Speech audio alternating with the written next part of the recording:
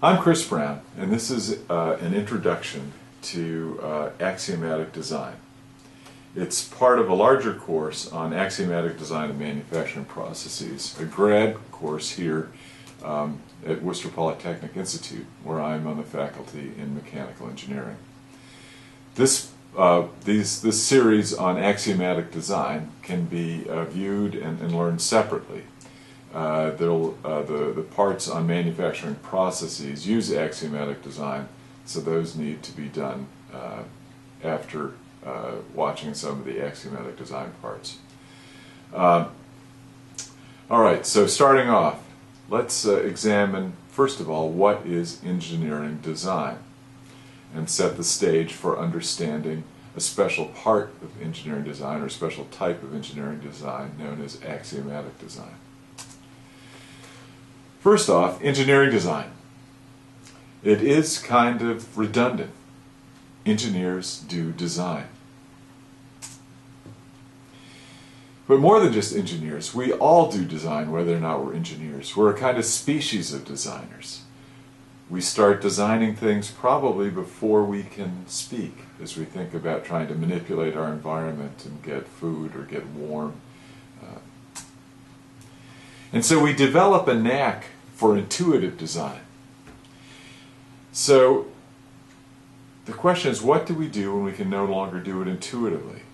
Just like a kind of natural athlete who goes to coach. What happens? How do you coach when you haven't had to think specifically about what it is you're doing?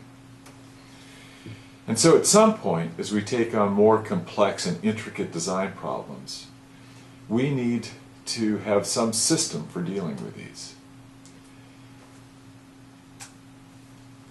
Now let's think too about the importance of design and the design process. So the design process is the process of developing a design solution to a particular design problem. Design, of course, is fundamental to all engineering disciplines. All engineers do design, basically. Now, nearly everything we interact with, engineers or not, is designed.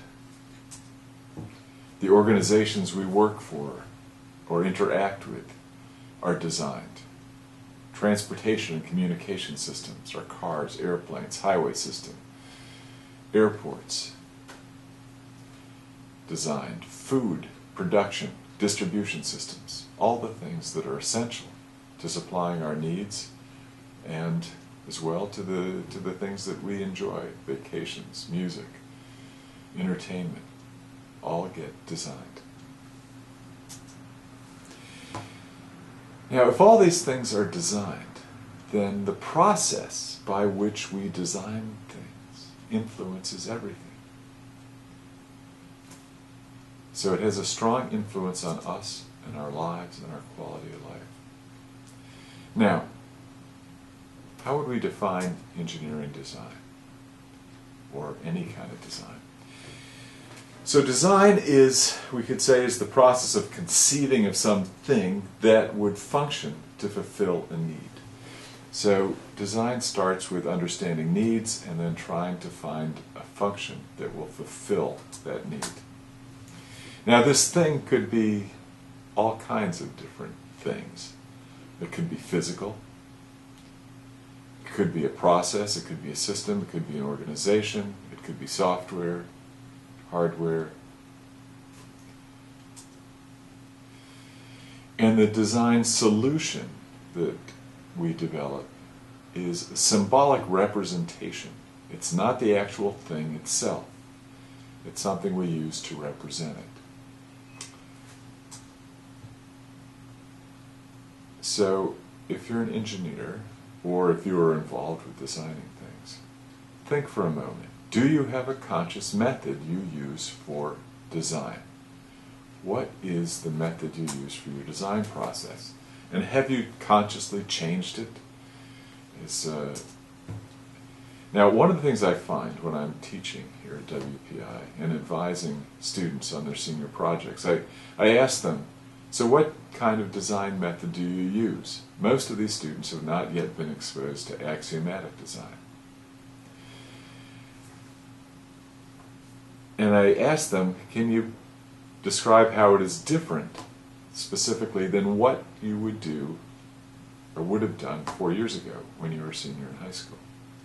How much daylight can you put between the manufacturing process that you're using now and what you did 4 years ago before you spent all this money and time on an engineering education?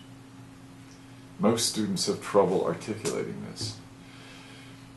Differences are largely described in the analyses, but the analysis is not a design method.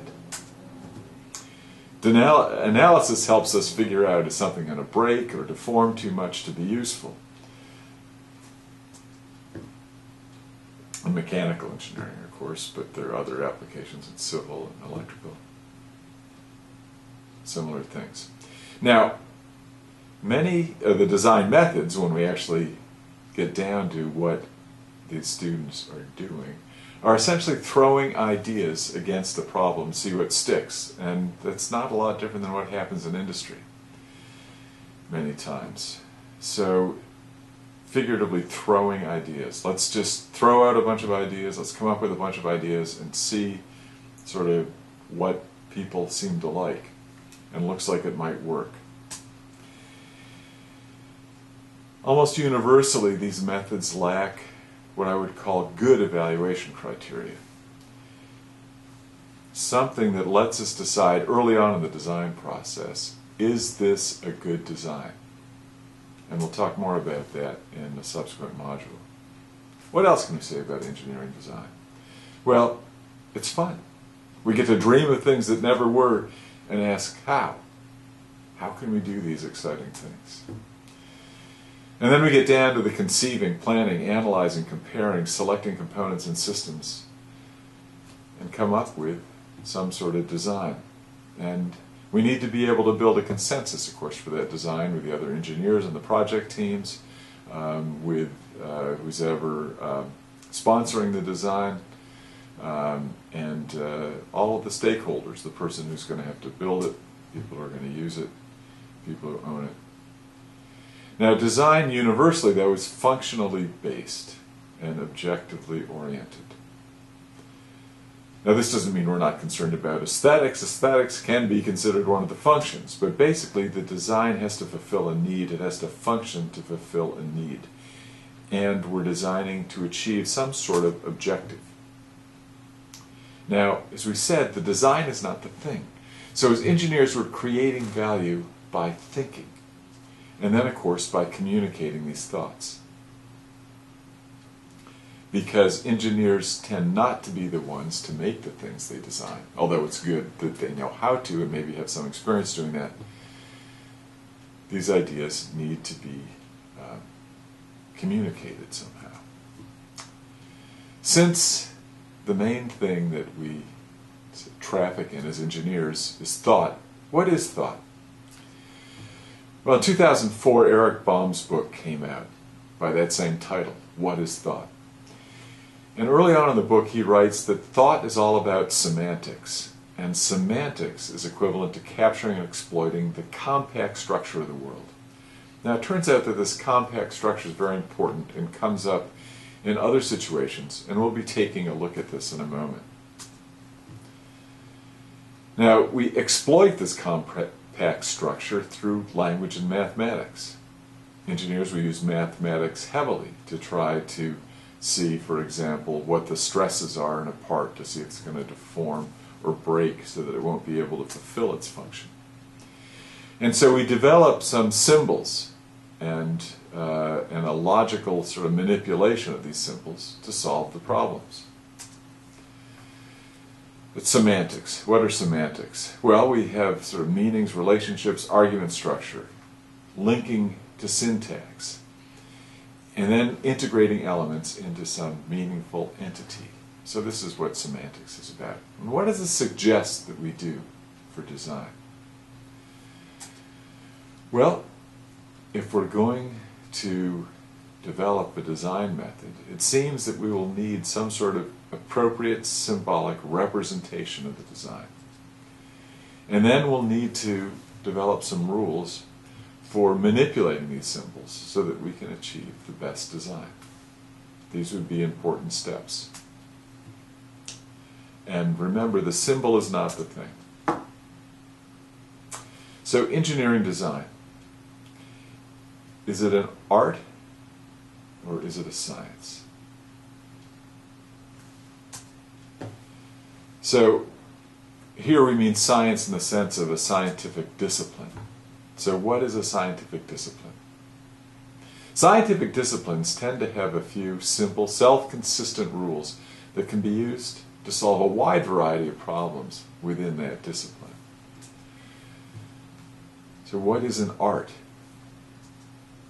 Art is cultural, subjective, experiential, emotional, wonderful. Science is wonderful too. But art lacks these few simple, self-consistent laws or rules. And that's one of the things that makes it so wonderful. So how do we teach engineering design? Now, it's much easier to teach a scientific discipline because we can just teach to the few simple underlying rules. Lots of times we confuse drafting with design, CAD, often called computer-aided design. And it can, most CAD packages can do a lot of good analyses to support the design. But in the end, it's drafting.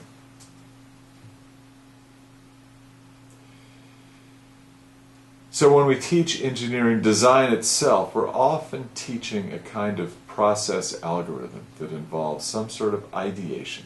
Like, can we create some ideas? And then some kind of iteration. And when we look at it, it's based on experience and best practices largely. So what do we teach in engineering schools? Now, most of the content of engineering courses is about analysis, and analysis is not design. Analysis doesn't create. What is engineering analysis for? Why do engineers spend so much time studying analysis? Because you support design. You're trying to see if the design is going to work. Will a component function as intended? But how do we analyze a design as opposed to a component? How do we tell if we have a good design? How do we know if that design is going to function as it's intended to function? So the question is, does it comply with the axioms? The axioms. The axioms are what distinguish axiomatic design from every other kind of design. Now, an axiom, it's like a scientific law, and it cannot be proven, only disproven. So what does an axiom do? Well, it's exploiting the compact nature of the universe by finding some sort of commonality between different kinds of things, behaviors, phenomena. What do these different things have in common? And then can we exploit that so that as we see what the common features are, then we can expand this to look at different kinds of problems. So these axioms or laws in science really are exemplifying the compact nature of the universe. Mechanics, thermodynamics, electricity and magnetism, all of these disciplines have a set of axioms or laws that can be applied to developing solutions to a wide variety of problems. What about design itself? Well, what is the basis for scientific laws? Let's reflect for a moment. What was Newton thinking?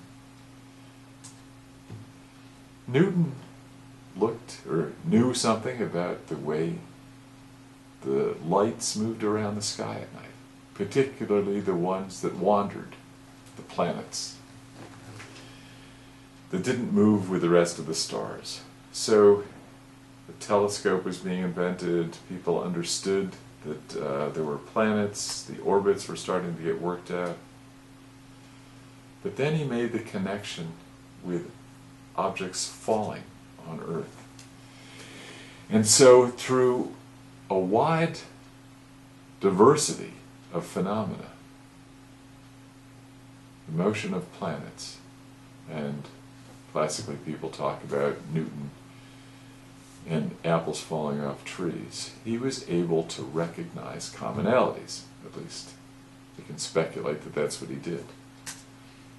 And came up with the universal law of gravitation, and of course developed the laws of mechanics. Now, axioms then make engineering design, if we had them, a scientific discipline. So what might these axioms be? So axiom 1, the independence axiom.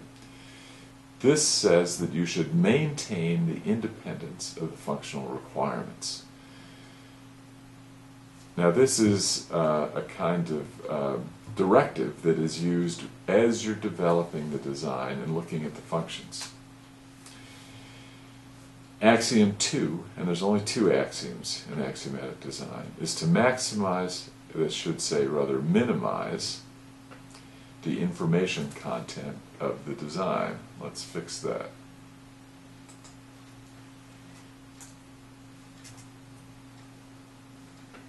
It's funny how these things, no matter how often, how many times you review this, can so, and I can't spell minimize either. Let me give this another try.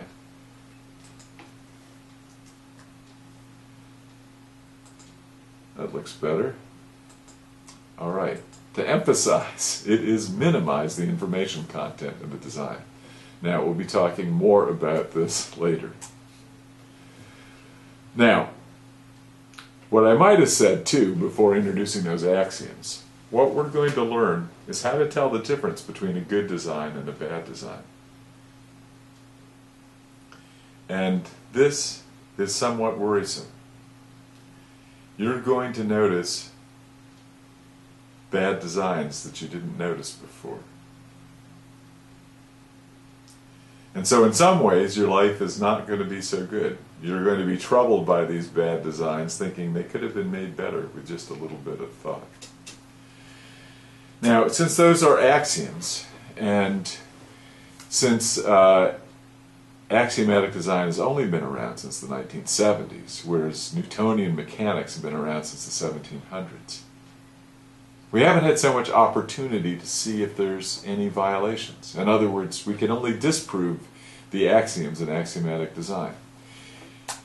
So can you find better designs that do not maintain independence of the functional elements and contain more information than, say, a worse design? So this is something we should be looking out for, and something that we often discuss in class when students think they might have found something.